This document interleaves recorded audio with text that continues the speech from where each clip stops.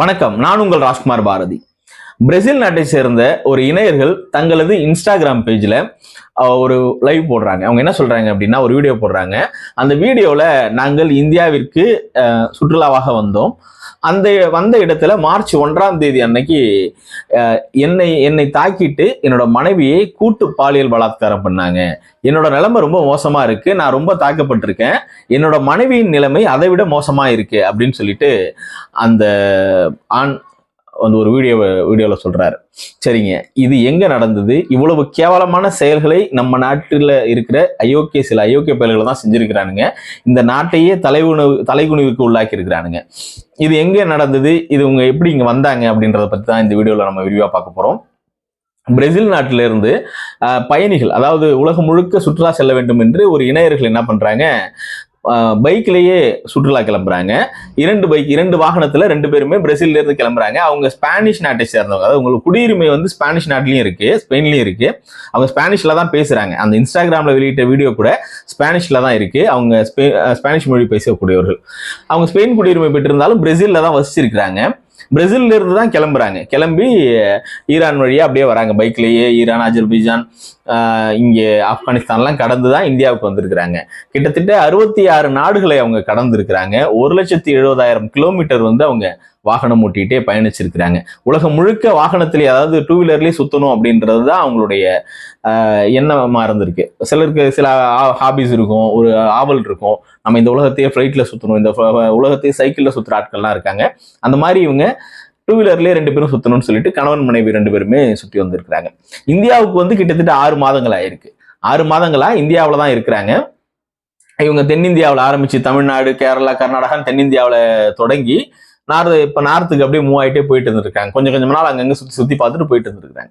இவங்க கடைசியா என்ன பண்ணிருக்காங்க, நேபாளுக்கு போகணும். அடுத்தது நேபாளுக்கு போகணும். நேபாள் போறதுக்கு ஊபி வழியா நேபாள், பீகார் வழியா ஊபி போய் நேபாள் போயிடலாம் அப்படின்னு இவங்க யோசிச்சிருக்காங்க. பீகார் வழியா போகலாம் தான் அவங்களோட பிளான் இருந்திருக்கு.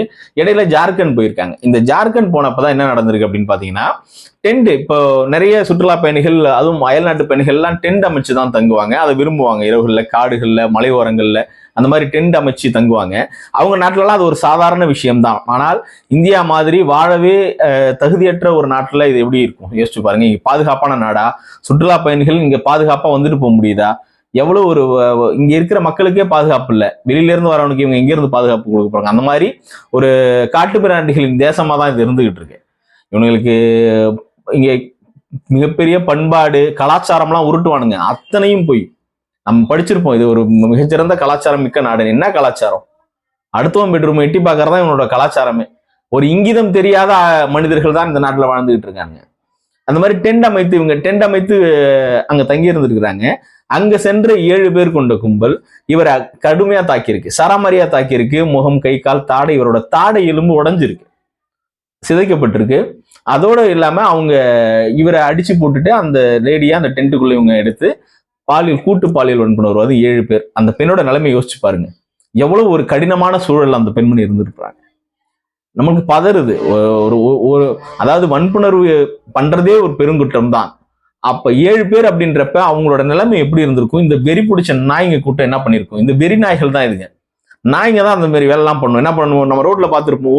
ஒரு நாயை, ஒரு பெண் நாயை ஒரு ஆண் நாய் தொடர்ந்துன்னு சொல்லி தொடர்ச்சியா ரவுண்டு கட்டிட்டே இருக்குங்க அந்த நாய்ங்க. அந்த நாய்களுக்கும் இவனுங்களுக்கும் என்ன வித்தியாசம்? வேட்டை நாய்கள் தான் இவனுங்க. அதுவும் காமவெறி பிடித்த மார்கழி மாசத்து நாயெல்லாம் இவனுங்கள்ட்ட தோத்துரும். இங்க இருக்க இந்த நாட்டுல இருக்க கேடுகட்ட பயல்கள்ட்ட. இந்த மாதிரியான ஒரு சம்பவத்தை ஒரு பெண்மணிக்கு இழைத்திருக்காங்க. அவங்க எந்த நாட்டை சார்ந்தவங்களா இருக்கட்டும், அவர் ஒரு மனித உயிர். அது இந்த கலங்கத்தை இந்த நாட்டுல வந்து ஏற்படுத்திருக்காங்க. இப்ப எந்த முஞ்ச வச்சுக்கிட்டு போயிட்டு பிரதமர் போறாரு எல்லா ஊர்லயும் போய், எங்க நாடு அப்படி, எங்க நாடோட கலாச்சாரம் இப்படி, பண்பாடு இப்படி. இங்க ஒருவருக்கு ஒருத்தி கலாச்சாரம் பண்பாடெல்லாம் உருட்டுவானுங்க. ஆனா மனசுக்குள்ள பூரா அவ்வளவு அழுக்கையும் வைக்கிறதையும் வச்சிருப்பானுங்க. யோசிச்சு பாருங்க. ஒரு இப்ப இது இங்கேயே இருக்கு, நம்ம ஊர்லயே பார்க்கலாம். ஒரு பெண்ணும் ஒரு ஆணும் ஒரு பார்க்லயோ இல்லை ஒரு ரோட்ல கூட இருக்கட்டுங்க, யாராவது 2 பேர் தனியா நின்று பேசுறானா எத்தனை பேர் பார்க்காம கடந்து போயிருக்கான்னு பாருங்களேன். 5% பேர் கூட இருக்க மாட்டான். 1% பேர் தான் அவங்க யாரோன்னு சொல்லிட்டு அவன் பாட்டுக்கு வேலையை பார்த்துட்டு போயிட்டு இருப்பான். யாராவது ஒரு பெண்ணும் ஆணும் நம்ம ஊர் பசங்களே எங்கேயாவது நின்னா கூட, ரோட்ல நின்னா கூட அந்த ஒரு வண்டி எடுத்துட்டு எட்டி பார்த்துட்டு போவானுங்க. என்ன அங்க இருக்குன்னு இவனுக்கு தெரியாது. இவனுக்கு ஆண் பெண்ணையே பார்த்தது கிடையாதா?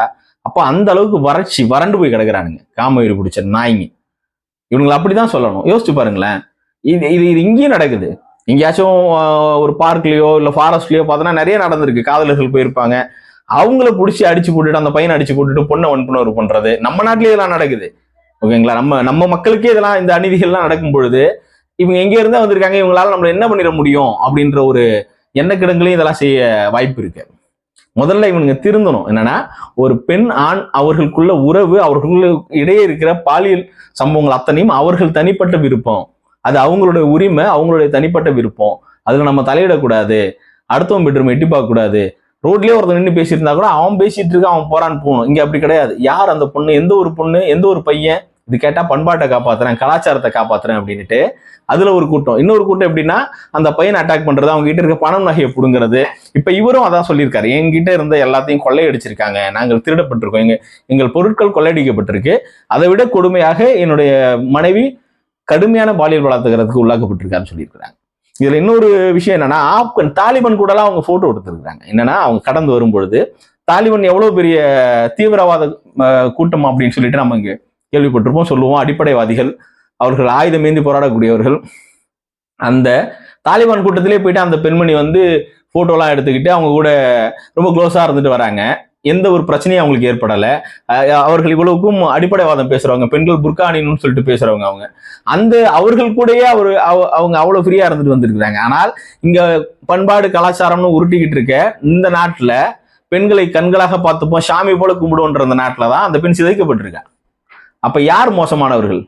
இந்த நாடே மோசமான நாடு என்பதற்கு இதெல்லாம் ஒரு உதாரணம். இவனுங்க சாமி கும்பிடுவானுங்க யோகியம் மாரி. இங்க சாமி கும்பிடுறவங்களாம் நல்லவன் கிடையாது. கலாச்சாரம் பண்பாடுன்னு தூக்கிட்டு நிற்பான், அவன்லாம் நல்லவன் கிடையாது. உண்மையா நல்லவன் யாரு? இன்னொரு மனிதனுக்கு தீங்கு இழைக்காதவன், இன்னொரு பெண்மணியை தன் வீட்டு பிள்ளையா தன் அக்கா தங்கச்சியா பாக்குறவன் தான். இந்த பார்வை இங்க இருக்கானா? இல்ல. இதற்கான உதாரணம் தான் இந்த சம்பவம். அந்த பெண்ணு, பாதிக்கப்பட்ட பெண்ணு, இப்போ சாம்பாய் சோரன் என்ன பண்ணியிருக்காருன்னா, ஜார்க்கண்ட் முதல்வர் சாம்பாய் சோரன் என்ன சொல்லியிருக்காரு அப்படின்னா, இது நம்ம நாட்டுக்கு ஏற்பட்ட ஒரு மிகப்பெரிய அவமானம், இதுல யார் ஈடுபட்டிருந்தாலும் அவர்கள் மீது கடுமையான நடவடிக்கை எடுப்படும் சொல்லியிருக்கிறாரு.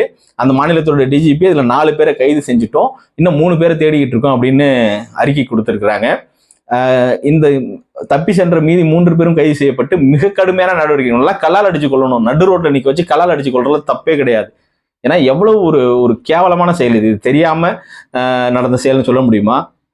திட்டமிடப்பட்டு ஒரு பெண்ணை கடத்தி ரேப் பண்ணியிருக்கானுங்க.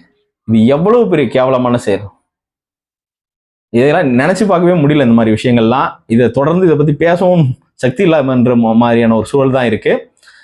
இந்த மாதிரி அயோக்கியர்கள் உங்க பக்கத்துல இருந்தாலும் தயவுதாட்சணை பார்க்காம அடிச்சு கொண்டுடுங்க. உங்களிடமிருந்து விடைபெறுகிறேன். நன்றி, வணக்கம்.